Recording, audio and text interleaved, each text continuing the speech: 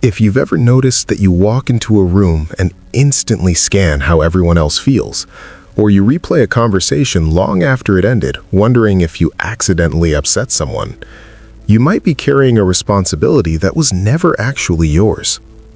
People who feel responsible for everyone's emotions rarely see it as a pattern. To them, it just feels like being considerate, being aware, being the one who smooths the edges so nothing breaks. It doesn't look dramatic from the outside. It shows up in tiny choices, the way you soften your tone, the way you apologize for things that weren't really your fault, the way you sense tension before anyone says a word. And most people don't realize that these small behaviors say a lot about how they learned to exist. There's a very particular micro moment that tends to give it away. Someone's mood shifts, maybe they go quiet or their expression tightens, and your first instinct isn't curiosity, it's responsibility. What did I do? Did I say something wrong? Are they upset because of me? Even if logically you know it isn't about you, your body reacts as if it is. That reaction is the real story, because underneath it is a belief that your role is to keep emotional peace.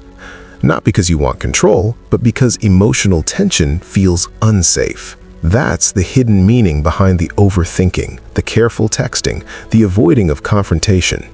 It's not weakness, it's protection. Somewhere along the way, you learned that the fastest way to stay safe was to keep everyone else okay. And when you look at it through that lens, the deeper pattern becomes clearer. People who feel responsible for everyone's emotions grew up reading the room before they even had language for it. They learned to predict moods, to anticipate reactions, to manage the emotional climate like it was their job, not out of desire, but necessity. So now, as adults, they still carry that old emotional assignment. They take on tension before it even forms. They rewrite messages 3 times so they don't sound wrong. They say yes when they're tired and stay quiet when they disagree. It becomes part of their identity. The stable one, the calm one, the one who prevents things from falling apart. But here's the deeper layer. Someone who takes responsibility for everyone's emotions usually forgets that they have emotions too. Not because they don't feel them, but because they learned to suppress them long enough to fix the situation first. Their inner world becomes a quiet backstage they rarely visit. And here's where it gets interesting. Most people assume this pattern comes from wanting approval or avoiding conflict, but that's only the surface. The real driving force is something much more subtle: control. Not control over other people, control over emotional unpredictability.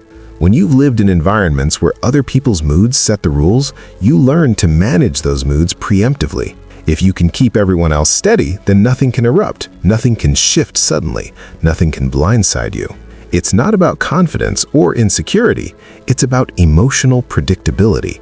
This is why you feel tension when someone is upset, even if it has nothing to do with you. It's why you replay conversations like they're puzzles you need to solve. It's why your mind stays alert around people who don't regulate their emotions well. Your nervous system is still doing a job it wasn't designed for, being responsible for the emotional balance of an entire environment.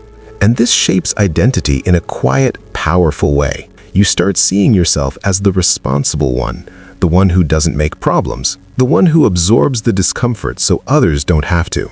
You shrink your reactions so others can take up space. You edit your personality so no one feels threatened. You treat harmony like a duty instead of something shared. But underneath all of that is a simple truth. You were never meant to be the emotional filter for everyone around you. You just learned to be. And once you see that pattern, how reflexive it is, how old it is, you start realizing that it was never about being overly kind or overly sensitive. It was about protection. It was about safety. It was about surviving environments where emotional tension felt dangerous. That understanding alone can shift how you see yourself, not as someone who cares too much, but as someone who adapted deeply. So when you notice this pattern in yourself, the overthinking, the emotional scanning, the urge to fix everyone's mood, you're not seeing flaws. You're seeing history. You're seeing the identity you built in response to the emotional weather you grew up in. And once you recognize it, you can't unsee it. It stops feeling random. It stops feeling like your personality. It starts looking like what it actually is, a pattern that protected you for a long time. If this explained something for you, there's more to uncover. Understanding yourself is the beginning of everything.